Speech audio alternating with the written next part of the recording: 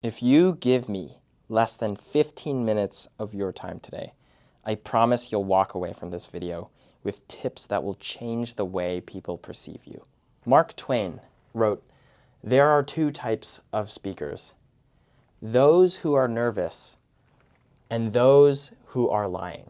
Studies have shown that public speaking is one of the most widespread fears in the world, even more prevalent than things like death, spiders, or heights. Hi, if you're new to the channel, my name's Matt, and I'm currently working in strategy and ops at Google. And before that, I was a management consultant. And today I want to share with you some of the highest value tips that I've learned having been in numerous situations where I've had to speak in front of groups of people. But without wasting any more time, let's get right into it. So the first thing that we have to ask ourselves is, why does this matter? Now, I know some of you are probably thinking, what do you mean, why does this matter? It matters because I don't want to be scared whenever I have to give a speech, or I don't want to feel anxious right before I have to give a presentation at work, for example. But let's take a pause and really think about and get to the bottom of, why does it matter that we effectively manage our speaking anxiety? And what you'll find if you think about it is, it's not just about you. Yes, how you feel matters. But here's the thing. When you are nervous on stage, and when you sound and look scared, how does that make the audience feel? I want you to take a second now and think about the last time that you listened to a speech, or you listened to someone presenting a school project or maybe their ideas at work, and they were really nervous and really awkward. How did that make you feel? Not good, right? Chances are you felt a lot of secondhand embarrassment, and as a result, that may have inhibited your ability to process and fully understand their message. And so it's actually really important, not just because we don't want to feel nervous when we're the ones presenting, but also because if we want to be effective communicators and we want our audience to fully grasp the ideas and the concepts that we're trying to explain to them, then we need to make sure that they are also comfortable and in a state where they are ready to receive our message. And that starts with your own state. And so that is why it is so important to manage your own speaking anxiety. Because if you have an amazing message prepared, it doesn't matter how amazing it is or how many jokes you have prepared if you're not able to deliver it in a way that the audience is receptive to, or you're not able to deliver it in a way without distracting people in the audience from the message because of how nervous you are. And so this leads me to the ways in which we can actually manage our speaking anxiety. And broadly speaking, I would bucket it into two main groups. The first are mental reframes or mental techniques. Then the second is our physical techniques. So things that we can actually do and actions that we can take to manage the way that we feel. But let's start by talking about the first group, mental reframes. So this, in my mind, is one of the most important aspects of managing your speaking anxiety, because the root of all speaking anxiety starts right here in your brain. It's all in your head.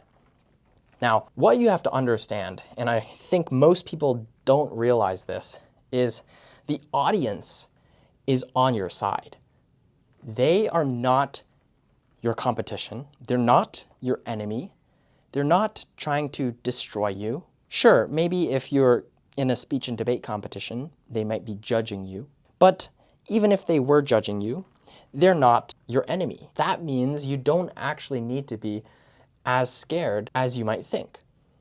In most cases, going back to this concept of how the audience feels here, the person listening to you actually hopes and wants you to be good. They want you to deliver the message effectively. They want to see you succeed. Again, think about the secondhand embarrassment. Is it easier if the person presenting to you is nervous or if they're completely calm and collected and cool? probably the second, right? And so the audience actually is deep down, whether or not they are aware of it, hoping that you're good. And so you should realize this, because this is really important, because once you realize it's not a competition and it's not, oh my God, they're going to try and destroy me after I give this horrible speech, that's one step closer to being less anxious. Similar to that, you have to realize that in most speaking situations, it's going to be a conversation and not a performance. And even if, say, you are on stage giving a presentation to hundreds, thousands of people, which very few of us will find ourselves in situations like that, and even if we do, it's often very infrequent unless you're some kind of high-level executive or a person who, for your job, needs to give speeches quite often, like a politician. What you need to realize is it's a conversation, it's not a performance. So say, for example, you need to present your ideas to your boss at work, and you're really anxious because for you, it feels like, oh my gosh, I have to prepare all of this thing and I have to make sure that I deliver it just perfectly so that my boss likes me and so that I can get that next promo. But no, if you think about it as more of a conversation where they can give their input to you and you can respond to them, say they want to ask questions to you, then treat it not as you would a performance. A conversation is free-flowing. A conversation is not one-sided. A conversation is not just you regurgitating your pre-prepared words to your boss, right? Especially if you're trying to be an effective communicator, that means understanding that all communication is an interaction between two groups. It is not simply one side transmitting with no response or understanding from this other group. The third thing I want to talk about, though, is that you need to understand that your anxiety is not a bad thing. Your anxiety simply means that you're about to do something important, and it's a means of preparing your body to do that thing. It does not, in today's day and age, mean that you are going to die or get injured because of this thing that you're doing.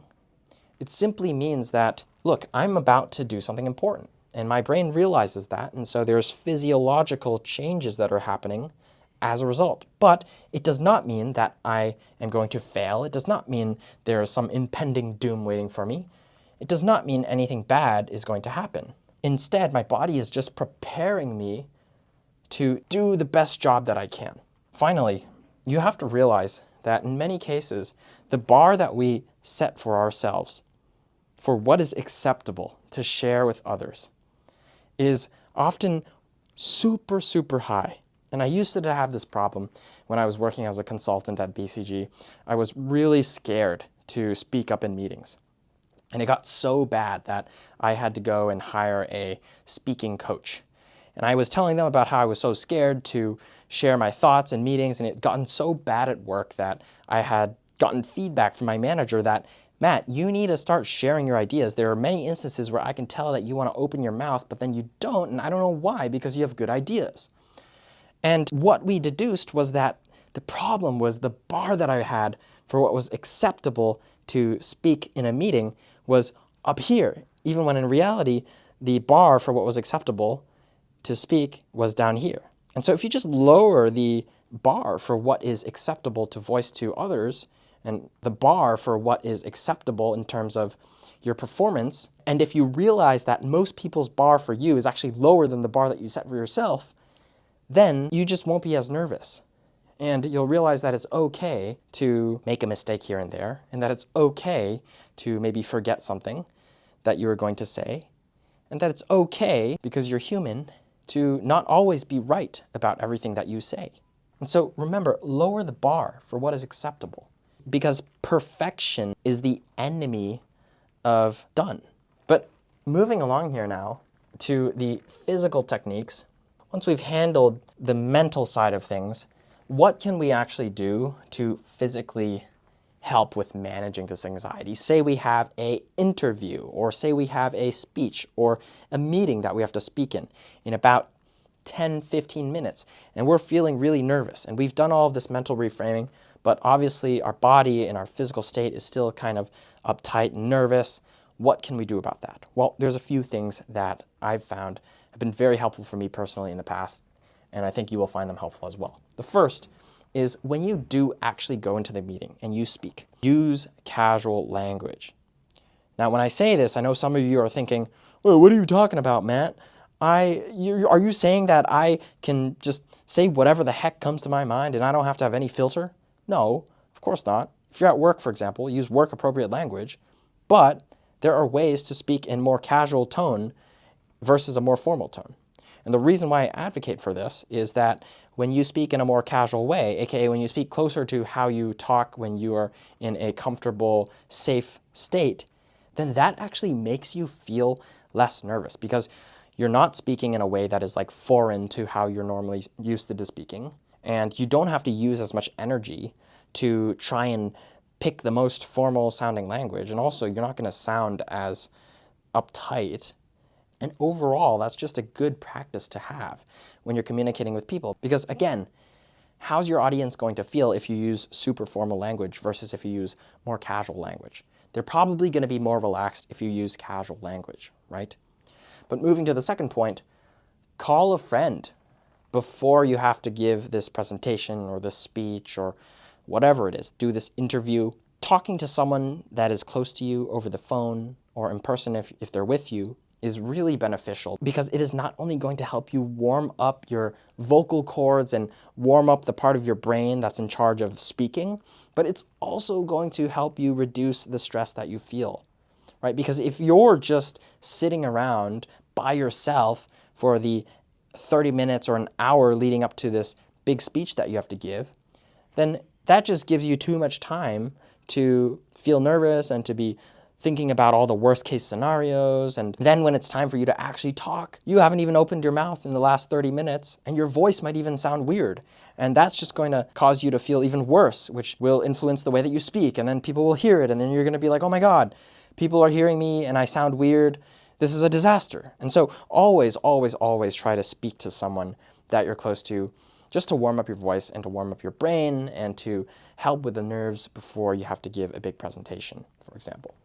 Finally, smile. Smile when you get into the room.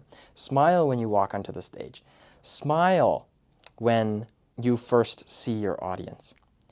And then smile some more when you start speaking. Now, the reason why I'm telling you to smile is not just because it makes you come across as a more friendly person, but also because smiling, even if you force yourself to smile, literally makes you feel better. There's scientific evidence that shows when you smile, the chemicals in your brain start to change, and you actually can feel less stressed. In the beginning is often when you are going to be at the peak nervousness because you've just walked into the room and everybody's head turns and looks at you, and you are feeling the most pressure because you haven't yet opened your mouth, or maybe you're about to speak.